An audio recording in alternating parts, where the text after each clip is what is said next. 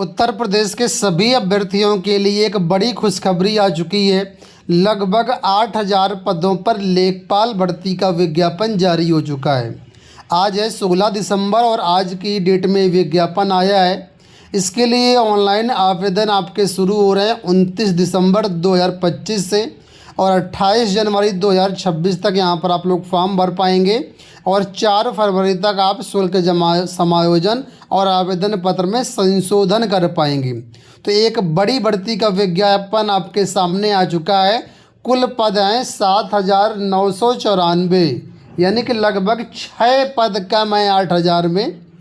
राजस्व विभाग उत्तर प्रदेश के अंतर्गत ये लेखपाल की वैकेंसी है जिसके लिए विज्ञापन आपका जारी किया गया है। ठीक है, तो इस वीडियो में सारी जानकारी ऑफिशियल नोटिफिकेशन आपके सामने इससे देंगे, तो वीडियो को आप लोग पूरा देखना। बहुत ही महत्वपूर्ण वीडियो होने वाला है और ये नोटिफिकेशन आपको हमारे टेलीग्राम चैनल पर मिल जाएगा। टेलीग्राम को डाउनलोड कर ज्वाइन करके वहाँ से डाउनलोड कर सकते हैं, फिर governmentjobcenter.com से भी आप डाउनलोड करके आवेदन कर पाएंगे। पदों का विवरण सबसे पहले देख लेते हैं। तो राजस्व परिषद उत्तर प्रदेश से लेखपाल पद का ये विज्ञापन है। इसमें जो वेतन आपको मिलेगा लेवल 3 के अकॉर्डिंग मिलेगा। मिनिमम वेतन जो है 21,700 रुपये रहेगा। इसमें जो बाकी अभी भत्ते वगैरह होंगे वो अलग से लगेंगे आपके। इसमें जनरल कैटेगरी के 4,165 पद हैं, SC कैटेगरी के 1,446 पद हैं, ST के 150 पद हैं, OBC के 1,441 पद हैं, EWS के 792 पद हैं। टोटल पद हैं 7,994 और ये स्थायी पद है, यानी गवर्नमेंट भर्ती है 100%। इसमें अगर क्षैतिज आरक्षण देखेंगे तो अलग अलग जो क्षैतिज आरक्षण होता है वो भी यहाँ पर बताया गया। स्वतंत्रता संग्राम सेनानी के 152 पद हैं। ठीक है, और जो PH कैटेगरी के अलग अलग पद है वो भी यहाँ पर मेंशन किए गए। महिलाओं के 1,592 पद हैं, उत्कृष्ट खिलाड़ियों के लिए 152 पद हैं, भूतपूर्व सैनिक के 391 पद हैं। तो सारा डेटा यहाँ पर आपको दिया गया है। ठीक है, अब सबसे ज़रूरी बात कि इसमें कौन कौन आवेदन कर सकता है, एलिजिबिलिटी क्राइटेरिया क्या है।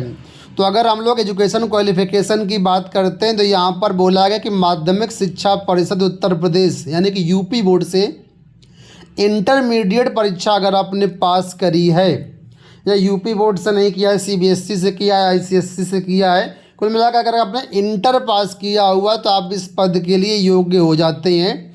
ठीक है, कोई भी ग्रेजुएशन वगैरह की ज़रूरत नहीं है, सिर्फ इंटर पास अभ्यर्थी यहाँ पर आवेदन कर सकते हैं।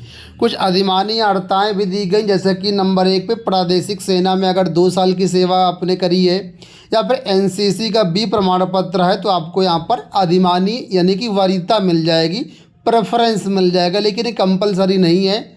केवल इंटरमीडिएट अगर आपने किया हुआ तो आप इस पद के लिए एलिजिबल हैं।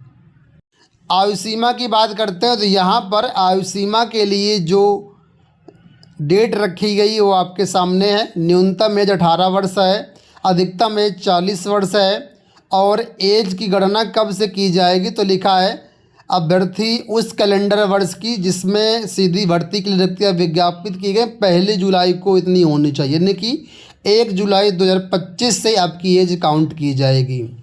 आपको बता दें कि लेखपाल भर्ती में वही छात्र आवेदन कर पाएंगे जो कि पेट क्वालिफाई होंगे, यानी कि PET जिसको प्रिलिमिनरी एग्जामिनेशन टेस्ट बोलते हैं। आप सब लोग जानते हैं UPSSC द्वारा पेट कराया जाता है हर साल। अभी हाल ही में पेट का रिजल्ट जारी किया गया है, तो जो अभ्यर्थी पेट क्वालिफाई हैं वो अभ्यर्थी इसका फॉर्म भर पाएंगे। यहाँ पर देखेंगे तो साफ तौर पर लिखा गया है कि लेखपाल की ये मुख्य परीक्षा के लिए आवेदन है। इसमें जो प्रारंभिक अर्हता परीक्षा यानी पेट है पहले वो क्वालिफाई होनी चाहिए। अब क्वालिफाई का मतलब क्या है, किसको क्वालिफाई माना जाएगा, तो यहाँ पर उसके बारे में बताया गया है कि आयोग द्वारा उनको पेट 2025 का स्कोर कार्ड निर्गत किया गया हो। तो अभी हाल ही में जो रिजल्ट आया है पेट का 2025 वाला ही पेट चलेगा, उसके पहले का कोई पेट आए तो वो मान्य नहीं होगा। कुछ लोग 2023 वाला 22 वाला क्वालिफाई होंगे तो वो मान्य नहीं होंगे, यहाँ पर पेट 2025 ही मान्य होगा। और इसमें बोला गया है कि देखिए अगर आपने पेट क्वालिफाई किया हुआ है तो आप इसका मुख्य परीक्षा का फॉर्म भर सकते हैं। इसमें अगर आप शॉर्ट लिस्ट किए जाएंगे तो मुख्य परीक्षा में प्रतिभाग करने का आपको अवसर मिलेगा। अब पिट में कितने नंबर होना चाहिए वो समझ लीजिए। तो इसमें आवेदन करने के लिए बोला गया जो आपका वास्तविक स्कोर है या नॉर्मलाइज स्कोर वह 0 या उससे कम या नेगेटिव में नहीं होना चाहिए। अगर आपको पिट में 1 नंबर भी मिला है तो आप इसका फॉर्म भर सकते हैं, लेकिन परीक्षा में शॉर्टलिस्ट होंगे या नहीं होंगे वो जितनी पद होंगे उसके हिसाब से डिसाइड होगा। तो जाहिर सी बात है इतने सारे लोग यहाँ पर क्वालिफाइड है, लगभग मुझे लगता है 19 लाख कितने क्वालिफाई हैं, इतने अभ्यर्थी क्वालिफाई हैं। तो यहाँ पर जो कट ऑफ होगी बहुत हाई जाएगी, ठीक है। तो अगर आपका 2-4 नंबर, 10 नंबर, 20 नंबर, 50 नंबर, तो जाहिर सी बात है उसमें कट ऑफ में आप आएंगे नहीं। तो जिसके ज़्यादा अच्छे मार्क्स होंगे पिट में उनके चांसेस यहाँ पर ज़्यादा रहेंगे। अब आवेदन करने के लिए फ़ीस वगैरह कितनी लगेगी तो वो यहाँ पर मेंशन किया गया है कि आवेदन शुल्क के लिए फ़ीस तो यहाँ पर कुछ नहीं बताई गई है, लेकिन जो ऑनलाइन प्रक्रिया का शुल्क है 25 रुपये वो यहाँ पर आपका लगेगा। तो यहाँ पर आप लोग आवेदन कर सकते हैं, अभी मात्र 25 रुपये ही देना है। जब आप क्वालिफाई हो जाएंगे, मतलब कट ऑफ में आ जाएंगे, मुख्य परीक्षा के लिए एलिजिबल हो जाएंगे, तो यहाँ पर एक निर्धारित फ़ीस होगी, उसको पे करके तब आप इसका एडमिट कार्ड डाउनलोड करके मुख्य परीक्षा में शामिल हो पाएंगे, ठीक है। तो यहाँ पे नीचे देखिए मेंशन भी किया गया कि मुख्य परीक्षा हेतु परीक्षा शुल्क का भुगतान अलग से आपको करना होगा अगर आपका नाम आता है तो। अब यहाँ पर चयन कैसे होगा इसमें, तो यहाँ पर देखिए बताया कि ये लंबा चौड़ा आपको पैराग्राफ दिया गया है, बहुत सारी नियमावली का हवाला दिया गया है। कुल मिलाकर के मैं शॉर्ट में आपको बता देता हूँ, ज़्यादा लंबा चौड़ा नहीं। सबसे पहले तो आपके पास पिट होना चाहिए। पिट में अगर आप क्वालिफाई तभी इसका फॉर्म भर पाएंगे।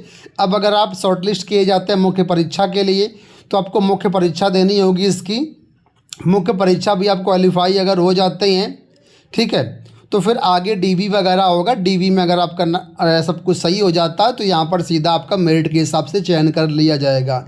इस भर्ती में कोई भी इंटरव्यू वगैरह नहीं है, क्योंकि ग्रुप सी की जो भी भर्तियाँ हैं उसमें इंटरव्यू बंद कर दिया गया है, ठीक है। तो इंटरव्यू वगैरह होना नहीं है, तो सीधे तौर पर जो मुख्य परीक्षा होगी इसी के आधार पर आपका चयन होगा। अब मुख्य परीक्षा कैसे होगी उसका पैटर्न आप क्या रहेगा तो वो यहाँ पर देख सकते हैं कि लिखित परीक्षा में 1 प्रश्न पत्र होगा, 100 प्रश्न होंगे, इसमें 2 घंटे का समय रहेगा। परीक्षा में सभी बहुविकल्पीय प्रकार के प्रश्न आएंगे, प्रत्येक प्रश्न 1 नंबर का होगा। गलत उत्तर के लिए नेगेटिव मार्किंग रहेगी और 25% यानी कि 1/4 की नेगेटिव मार्किंग है।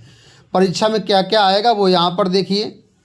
भाग फर्स्ट में भारत का इतिहास और भारतीय राष्ट्रीय आंदोलन 5 प्रश्न हैं।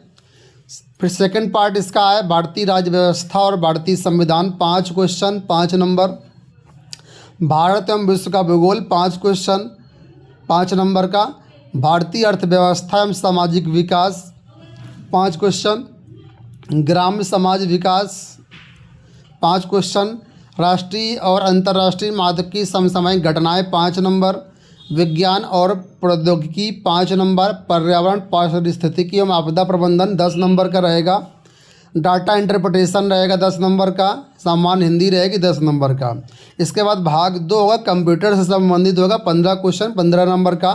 भाग 3 उत्तर प्रदेश स्पेशल सामान्य ज्ञान रहेगा 20 क्वेश्चन 20 नंबर। तो कुल मिलाकर टोटल बनेगा 100 क्वेश्चन 100 नंबर का। 2 घंटे का आपका पेपर ये रहेगा। इसी के आधार पर टोटल आपका चयन होना है। अब डिटेल्ड सिलेबस यहाँ पर देख पाएंगे, हर एक टॉपिक में क्या क्या पढ़ना है वो डिटेल्ड सिलेबस यहाँ पर दिया गया है। तो PDF से आप पढ़ सकते हैं, टेलीग्राम पर ये मिल जाएगा।